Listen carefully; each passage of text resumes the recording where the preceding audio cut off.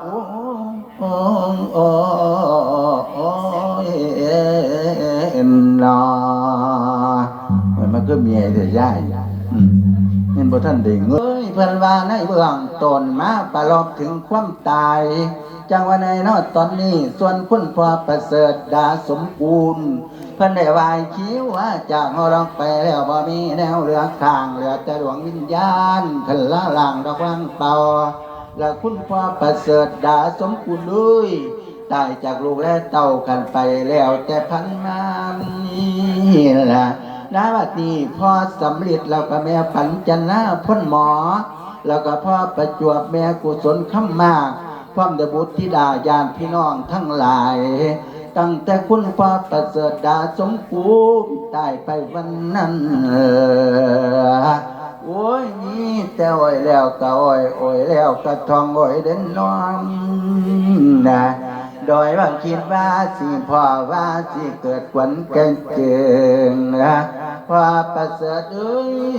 เคยมีสุขเรื่องมังไก่ดอกเลยจอยละนี่ละนอกระยมเอ้ยเพิ่นจังว่าความตายนี่บันเขียนข้อทุกบันอย่างโยมเมียเอ้ยแม้นสิแขนโอหอยไหวไว้กระสังตามเด่นน้องนี่ละเป็นว่าความนอตายนี่แขนคอนเอ้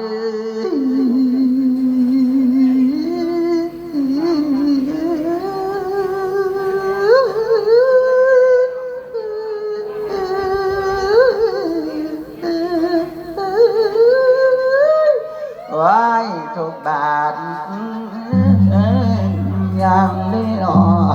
เป็นสิก่อนนี่ล่ะ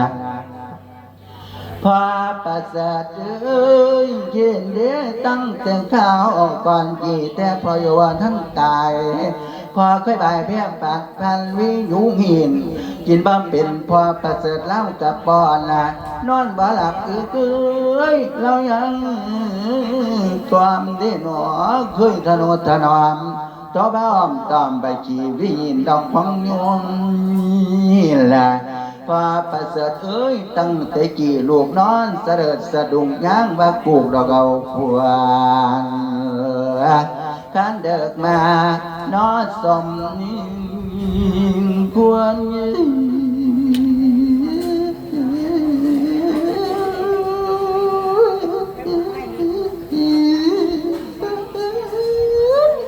ว้ายพอยังโจมน้อยกินแม่ยังโจมต้องกินโจมนะพอยังเอาผ้า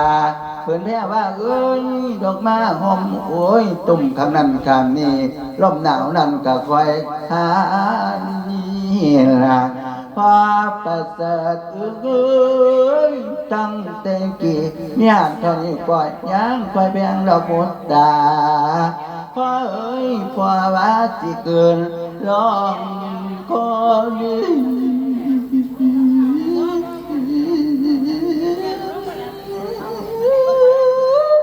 โอ้ยลูกแล้วจิตยังคลายก่อนนอนบ่หลับพอยังความพอถนุถนอมโอ้ยนะบัดนี้มาเลี้ยงลูกแล้วโอ้ยมาตายจ้อยเราจากไปน้อมพรน้อมนี่ล่ะได้จิตใจลูกทั้งหลายที่ร้อนต้อนเชียนบอลอย่าน้ำกันแกเป็นคุณบ่ทันตายนอจากกันไหลลางละพากันทำนอกกันสร้าง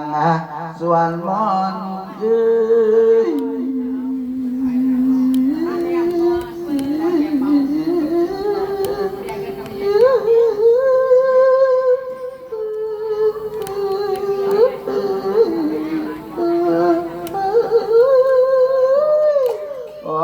ดอกหวาน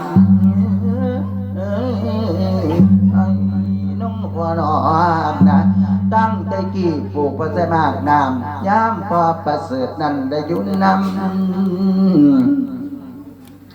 พอเอ้ยพอธรรมศาสตร์สันคนคนนนมาเขือลูกเก่าเจ็บพอเก่าน้อยใจกันพองม่วงคุ้ยพร้อม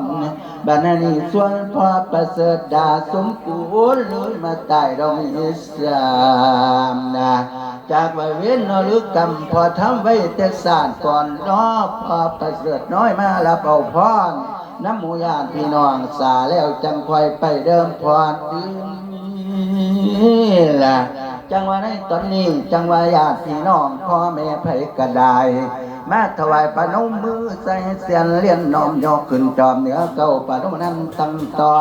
และสาธุเด้อโยมแม่สาธุเด้อโยมพ่อไปมาท่านน้ำคุณพ่อประเสริฐดาสมคุณมือนี้กันบุญนั้นดังประสงค์ว่าเนี่ยดื้อให้มีองค์พุทธเจ้าขันมาซอยบ่ละบากละบากเดี๋ยวไหนมันนี่ขันดังใจประสงค์แม่ขันทำนายมันเขาขังเงินจะล้นคือเด้อโยมดื้อขายไปน้ำยูทูมืออยากขึ้นเหล่าดอกเป้าหนีมีเงินคำเล็กแก้วคอยลำดอกไหลมามีผู้บานลังเต็มดอกสาน้ำยาไรมียามแมงยามสิกินดอกซีมตอนละถึงยามหลับยามนอนในนี้คนแกงเปียงทั้งสายดอกแล้วขวาโอ้จะมาเอาหยาดแต่น้องเงินใบลอยเอ้ยมันในจงเนี่ยมันยันหนีไปใส่ก็กูเศร้าซื้อละเลขอยู่กูสร้างมันหักนาลามาท่านแต่พอยังจังมาญาติพี่น้องในเที่ทอดสังกท่านไปนี่ผ่านเมืองสวนกระดังกันเดินซุ่มเจ้าอย่าสลืมผู้มาเอาเทศนาเด้อละแมวปัดเจปันมาอย่าสลืมผู้เอาเด้อเจ้าคิดบังเอาอย่าแม่เอ้ยมาปล่องกระเป๋ากองพวงฉันนี่ไว้น้ำเนรคุณตาถือว่าเป็นแรงเคี่ยเสียมาหมดดองคุณเจ้าทับบุญคนทั้งสองกรรมทับบุญทั้งสองฝ่ายหนึ่งท่านหาพ่อใหญ่เสือผู้เล่าตายสองท่านน้ำพระเทศเบากันเด้อเจ้าคิดเบิ่งเอาแม่นว่าใหญ่นี่ไว้ละสิพาไปหอดโลกไม่ได้แม่ดื้อไปรับต้อนพระเมตไตรเจ้ารู้จักแล้วตีภาษีทานบ้างจะลงงภาษีว่านี่สิมาแวะบ่แวะหนีปัจจานจะลงมาประสาทคำนอแสงคำนะย้อยมาเน่ากำบำเพ็ญทำบัท่านรวยต่อยแม่กันโยโคเขาควายบ้านสลาเก่าชันพันหองเมืองกีดูอย่างนี้นงพระเมตไทยไม่อยากฟังก่อนบรอนซ่อนก็ยังงี้ขันบันดีฉันสิมวาละเอามาท่านน้ำข่อยหมอธราตมาแน่พวกงามพ่องามเมียอยากไปกินมักว่าพาลาล้นกันว่าวันไม่แย่ยังได้ไปมาผ่านสามัคเพื่อกระสานใหม่ยงไม่ได้ไปกินยังได้ดินดอนเน่าหอดบ่มีพ่อดีกะมาควงกาสีกินแล้วหวานปนำเพิงเช้าสวนเมืองถึงเจ็บใจจังได้เดิมนะท่านอยากกินก็อย่าลืมสัตยอมฟ้องโมยากันพี่น้องกันทำสร้างแม่นสวางบ่อนนั่นละนา